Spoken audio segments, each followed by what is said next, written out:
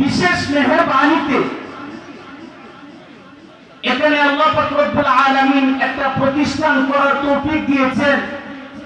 এটা আমার ফায়দা না, এটা এই এলাকাবাসীর জন্য সবথেকে বড় ফায়দা। এজন্য শুকরিয়া আদায় করি আলহামদুলিল্লাহ। সম্মানিত উপস্থিতি, আমি এই কথাগুলো কেন বললাম?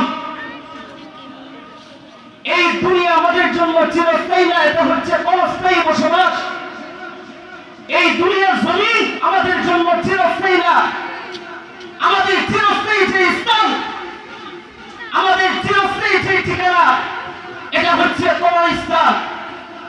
ভাই, দুনিয়ার বাহাদুরি, দুনিয়ার ক্ষমতা, দুনিয়ার তাকাব্বুরি, এটা বেশি দিন থাকে না। অন্ধকার কবরে যেদিন তা কিসে যাবে, আর আপনাকে যখন মালাকুল মউত পাকড়াও করবে, সেদিন এই দুনিয়ার সমস্ত মায়া ত্যাগ করে আপনাকে অন্ধকার কবর দেশে চলে যেতে হবে। মুহতারাম হাজিরিন, অন্ধকার কবর এটা কোনো মামার বাড়ি নয়। অন্ধকার কবর এটা কোনো শ্বশুর বাড়ি নয়।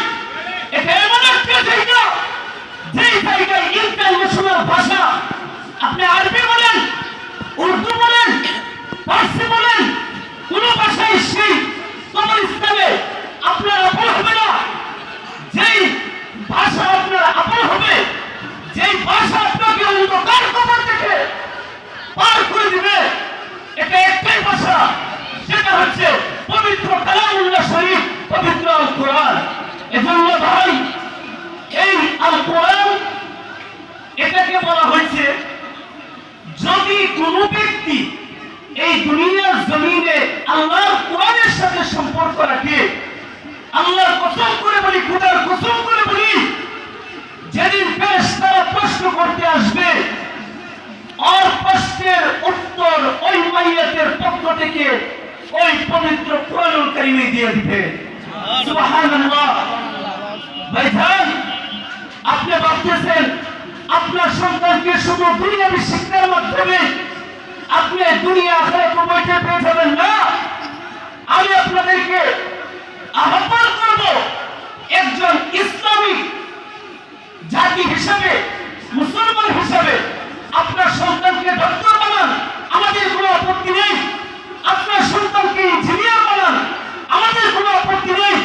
কিন্তু সর্বপ্রথম তালাবুল ইলমি ফরিয়াদাতুন আলা কুল্লি মুসলিম ওয়া মুসলিমা, প্রত্যেকটা মুসলমান পুরুষ এবং নারীর জন্য যেই কোরআন আল্লাহ পাক রব্বুল আলামিন ফরজ করে দিয়েছেন, এটা সর্বপ্রথম সন্তানকে শিক্ষা দেওয়ার দায়িত্ব হচ্ছে পিতামাতা।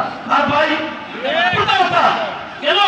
আল্লাহ হাবিব সাল্লাল্লাহু আলাইহি ওয়াসাল্লাম বলেন, হুমা জান্নাতুকা ওয়া নারুকা, একটা সন্তানের জন্য তার পিতামাতাই জান্নাত, আবার একটা সন্তানের জন্যই তার পিতামাতা জাহান্নাম। মুহতারাম হাজিরিন, কথা দীর্ঘায়িত করতে চাই না। আমি এই এলাকার মুরব্বী যারা আছে, তাদের কাছে নিজের সন্তানের মতো, নিজের নাতির মতো, তারা বাতিজার মতো আমি সকলের কাছেই ক্ষমা প্রার্থী। কেননা আমি এখানে আসছি মাত্র 2 মাস হয়, আমার কারোর সাথে তেমন অভ্যাস নাই, আমি কাউকে তেমন চিনিও নাই। যদি আমার আচরণের ধারায় আপনারা কষ্ট পেয়ে থাকেন, আল্লাহর ওয়াস্তাটা আপনারা আমাকে মাফ করে দিবেন। এই প্রতিষ্ঠানের দিকে আপনারা নেক নজর রাখবেন, কারণ আমি এখান থেকে চলে যাব, এই প্রতিষ্ঠান এখানে থেকে যাবে।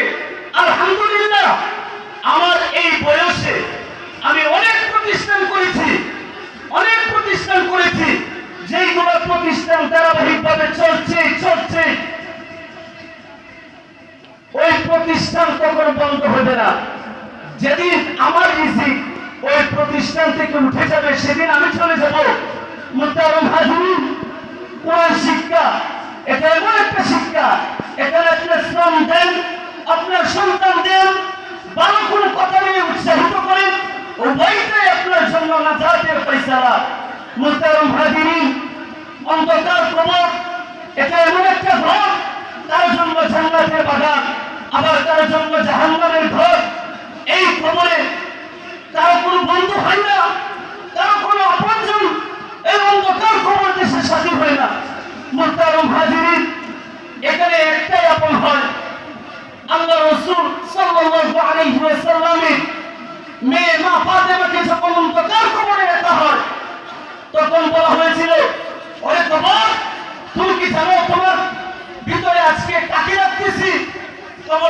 একের পর এক আওয়াজ আসতেছে।